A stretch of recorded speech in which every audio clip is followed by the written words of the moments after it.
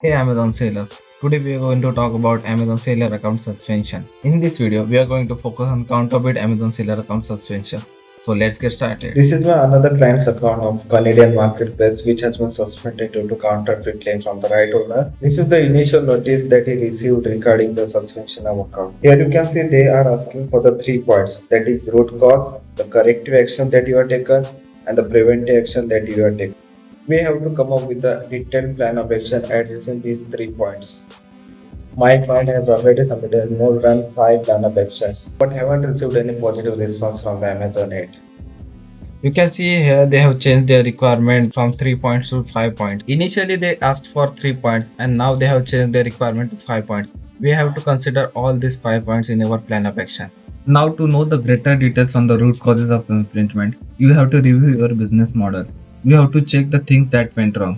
It can be insufficient training, inadequate knowledge of Amazon policy, unverified supplier, listed by the employer. If the root cause is insufficient training, you have to mention why did you fail to train yourself sufficiently. If the issue is with the supplier, mention the name and other details of the supplier. If the listing was listed by the employer, you have to mention the steps that he followed while listing the product. For more information, you can put the links of the policies that you violated. Now comes the second point, that is the greater details on the action you have taken to resolve the complaint. You have to mention that you have removed the actions from the account. Also, you have removed the inventory from your business model. Additionally, you can mention that you have apologized to the right owner but haven't received any response from the right owner. Now comes the most important part, that is preventive action that you have taken to resolve the similar complaints in the future. It doesn't mean the action you will take in the future. It means the action you have already taken and will follow in the future. Let's take an example. For example, I will appoint a lawyer for verifying the intellectual property rights. This is absolutely wrong statement. I have appointed the lawyer before listing any product on Amazon. I will send 1 unit of the product to the lawyer for the confirmation. If the lawyer is of opinion that the product contains intellectual property and may cause the infringement issue, I will not attempt to offer this product. This is right statement. Amazon doesn't consider generic statements in this section. You need to provide the policies that you implemented in your business, such as supplier review policy, listing verification policy.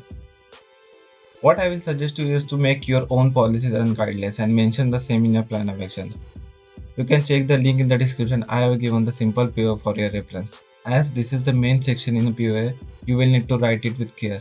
The action that you are going to mention shall correlate with your root cause. Let's take an example. If the issue was with a supplier, preventive action shall focus on supplier review and verification.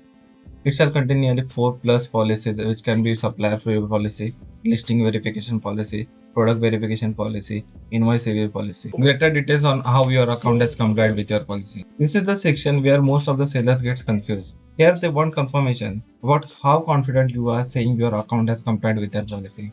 Here the first statement shall be, we have removed all the actions showing our account has complied with your policy. We have read or reread all the Amazon policies and guidelines issued there and there. Here you can put the links for the reference of different policies such as program policies, intellectual property rights, Amazon anti-counterfeiting policy.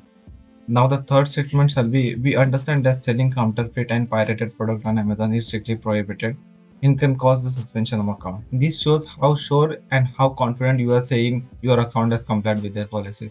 Now the next and last section of the plan of action is greater detail on the evidence or example that demonstrate your account has complied with our policy. The previous section and this one is quite similar. In both sections, you have to show the proof and confidence. You can put the similar statement that we mentioned in previous section. You can keep the difference between two statements, but logically both shall be the same. Asians has been removed from the Amazon inventory section on showing we have complied with the Amazon policy. You can add the screenshot showing you don't have active action which infringe the intellectual property rights.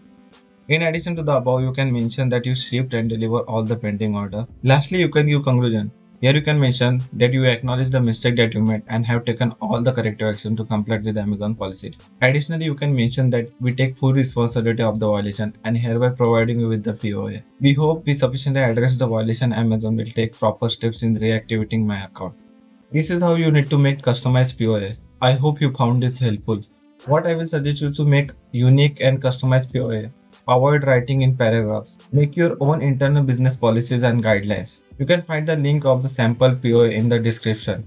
If you are still unsure about how to write and what to write, you can fill up the reinstatement form given in the description. I will contact you as soon as possible and get your account reinstated.